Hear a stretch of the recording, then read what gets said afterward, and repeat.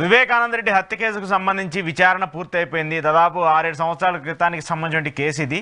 CBI ఎట్టకేలకు విచారణ మొత్తాన్ని పూర్తి చేసి సిబిఐకి సంబంధించి ఆ ఛార్జ్ షీట్ని కూడా నమోదు చేశామని చెప్తూ వచ్చింది. అయితే దీనికి సంబంధించిన విచారణ ఇంకేమన్నా తదుపరి ఏమన్నా విచారించాలన్నా ఏమైనా డౌట్స్ ఉన్నా కూడా సుప్రీంకోర్టు ఆర్డర్స్ ఇస్తే దాని ప్రాతిపదికన మేము ముందుకెళ్తామంటూ కూడా సిబిఐ చెప్తూ ఉంది. సో ఏం చెప్తారు దీనికి సంబంధించి? వైఎస్ వివేకానంద రెడ్డి గారు అత్యంత ప్రజాదరణ కలిగినటువంటి ఒక నాయకుడు. ఆయన అత్యంత దుర్మార్గంగా చంపబడ్డారు. ఎవరైతే చంపారో వారు దోషులుగా నిలబడాలి, శిక్షకు గురి కావాలి.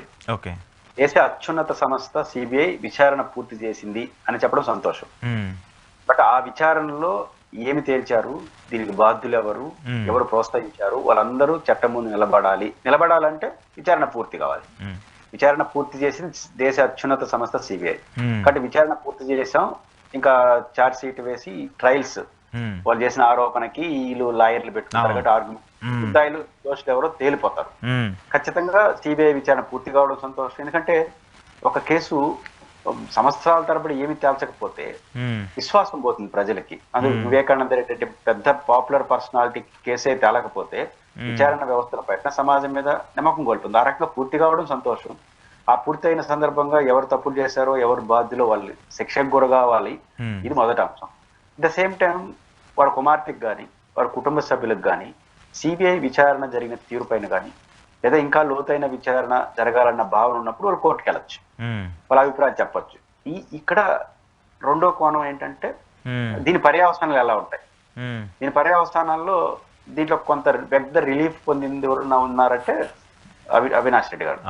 అవినాష్ రెడ్డి రిలీఫ్ ఎట్లా, కేసు ఎక్కడికి వస్తా ఉంది, బేసిక్ గా కోర్టే గతంలో ఆదేశించింది ఒక నిర్దిష్ట కాల పరిమితి చెప్పి ఈ కాలంలో పూర్తి చేయమని చెప్పింది. మళ్ళీ కావాలంటే ఎక్స్టెన్షన్ ఇస్తామని చెప్పింది. అంటే సుదీర్ఘకాలం నడుస్తా ఉంది కాబట్టి ఎక్కడో ఒకటి ముగింపు పలకాలని డెడ్ లైన్ పెట్టడం అనేది మంచిదే, పెట్టి చేశారు. ఈ క్రమంలో బహుశా సునీత గారు ఎవరో అవినాష్ రెడ్డి గారి యొక్క బెయిల్ రద్దు చేయాలని చెప్పేసి ఆవిడ సునీత గారు వెళ్ళారు. ఇప్పుడు ఎప్పుడైతే విచారణ పూర్తి అయిందని కోర్టు చెప్పిందో ఇంకా అరెస్ట్ అనేది జరగదు, బెయిల్ రద్దు అనేది జరగదు. ఎందుకంటే విచారణ అరెస్టులు లేకపోతే విచారణలు ఎప్పుడు జరుగుతాయి, విచారణ జరిగేటప్పుడు జరుగుతాయి. అంటే నోటీసులు ఇచ్చిన ఇప్పుడు విచారణ పూర్తయిన తర్వాత ఇంకా ట్రయల్స్ జరుగుతాయి.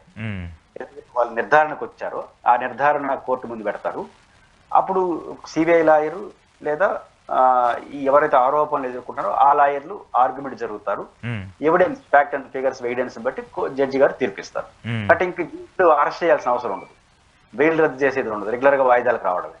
కాబట్టి ఏదైతే బెయిల్ రద్దు చేయమని కోరారో విచారణ పూర్తి అయింది కాబట్టి ఇంకా బెయిల్ రద్దు అనే ప్రస్తావన నాకు తెలిసి సాంకేతికంగా సాధ్యం కాదనుకుంటున్నాను. అయితే మీరు ఇంట్రడక్షన్ లో ప్రస్తావించినట్టు సుప్రీంకోర్టు ఈ విచారణ పట్ల, మీరు విచారణ తీరు పట్ల ఏమైనా అసంతృప్తితో ఉన్నా లేదా సునీత గారు ఇంకా విచారణ జరగాలని కోరుకుంటే విచారణ జరగని కోర్టు భావిస్తే అప్పుడు విచారణ ఎక్స్టెండ్ చేయొచ్చు. ఎక్స్టెండ్ చేసినప్పుడు మళ్ళీ ఎవరైనా అరెస్ట్ చేయాలా వద్దా, లేకపోతే బెయిల్ ఉన్న వాళ్ళు బెయిల్ రద్దు చేయాలి, అప్పుడు చర్చ వస్తుంది. సుప్రీంకోర్టు ఏమైనా విచారణ ఇంకా జరగాలి, ఇంకా లోతుగా జరగాలి అని ఆ చర్చ వచ్చినప్పుడు అప్పుడు మళ్ళీ బెయిల్ రద్దు అవన్నీ ముందుకు వస్తాయి, కండిషన్స్ అవన్నీ ముందుకు వస్తాయి. కాబట్టి సాధారణంగా సిబిఐ లాంటి సంస్థ మేము విచారణ పూర్తి చేసినాము అని నిర్ధారణ కోర్టు ముందు చెప్పిన తర్వాత ఆ నిర్ధారణ ఏదైతే పాయింట్స్ చెప్పారో ఆ పాయింట్స్ ని కాంట్రడిక్షన్ చేస్తూ ఒక హేతుబద్ధమైన సహేతుకమైన పాయింట్స్ కానీ సునీత గారు ఎవరైనా పెడితే తప్ప సుప్రీంకోర్టు అసాధారణ నిర్ణయం తీసుకోదు. సుప్రీంకోర్టు అసంతృప్తి ఫీల్ కావాలి, మీరు ఇచ్చిన విచారణ తల్లి కాదు అనేసి. అంత చేయాలంటే వాళ్ళు యథాలాపంగా చేయరు. కౌంటర్ ఎవరైతే విచారణ జరగాలి, ఇంకా కొంతమందిని ఏమంటారు బెయిల్ రద్దు చేయాలని కోరుతున్నారు, వాళ్ళు ఇంకొంచెం సిబిఐ చేసిన విచారణ ఇండెక్స్ ని భిన్నంగా ఏదన్నా సుప్రీంకోర్టు విశ్వసించదగ్గ విషయం తీసుకొస్తే అప్పుడు తప్ప, ఒక అసాధారణ పరిస్థితి ఏర్పడితే తప్ప సుప్రీంకోర్టు మీరు ఇచ్చిన దాని పట్ల సంతృప్తి వ్యక్తం లేదు, మళ్ళీ విచారణ చేయమని చెప్పదు. అయితే బెయిల్ రద్దు అనేది వస్తుంది. అవినాష్ రెడ్డి గారిని కూడా విచారించేసినారు, ఆల్రెడీ విచారించారు, జైల్లో పెట్టారు. ఆయన జైల్లో పెట్టలేదు, ఆయన విచారించారు. కండిషన్ బెయిల్ ఇచ్చారు. భాస్కర్ రెడ్డి ఆయన కూడా బయట ఉన్నాడు, హైదరాబాద్ నుంచి రాకూడదు అనేది కండిషన్స్ తప్ప హైదరాబాద్ ఉన్నాడు. ఆయన పులివెందులకు రాకూడదు అనేది భాస్కర్ రెడ్డి గారు అని ఉన్నాడు. అంటే అవినాష్ రెడ్డి కూడా విచారించేశారు. విచారించేసిన తర్వాత ఆయన పాత్ర పైన కూడా వాళ్ళు ఒక నిర్ధారణకు వచ్చారు. బహుశా మెన్షన్ కూడా చేసినట్టున్నారు, ఆయనకి సమాచారం తెలుసు అని, లేదా ఆయన ఫోన్ కాల్ ఏదో ఆయన పైన అలిగేషన్ చేసినారు. అయితే ఇక్కడ సమస్య ఏమవుతుందంటే ఇప్పుడు సిబిఐ ఒక నిర్ధారణకు వచ్చింది కదా, ఉమ్. అవినాష్ రెడ్డి గారి పాత్ర ఇది, లేకపోతే శివశంకర్ రెడ్డి సమ్ XYZ పాత్రలు తర్వాత ఎవరెవరు ఉన్నారు అనేది. ఉన్నారు వాళ్ళు వచ్చారు, లేదా ఈ నిందితులుగా చేర్చారు కదా, ఈ సహనిందితులు కొన్ని చెప్తారు, నన్ను పలానా ఆయన చేయమంటే చేసినాను ఇట్లాంటి చెప్తారు కదా. ఇవన్నీ కూడా రికార్డ్ చేస్తే వాళ్ళు ఛార్జ్ షీట్ రెడీ చేస్తారు. అంటే నిందితులు ఇచ్చిన సమాచారం, వాళ్ళు సేకరించిన ఎవిడెన్స్ కోఆర్డినేట్ చేసుకుని వాళ్ళు ఛార్జ్ షీట్ నమోదు చేస్తారు. అయితే సుప్రీంకోర్టు మార్గదర్శకాలు ఏం చెప్తున్నాయంటే, సహనిందితులు తమ సహనిందితుడి పైన చెప్పే అలిగేషన్స్ కానీ లేదా ఆధారాలు కానీ కోర్టు పరిగణలోకి తీసుకోదు. మళ్ళీ జడ్జి ముందు వాళ్ళు చెప్పాలి.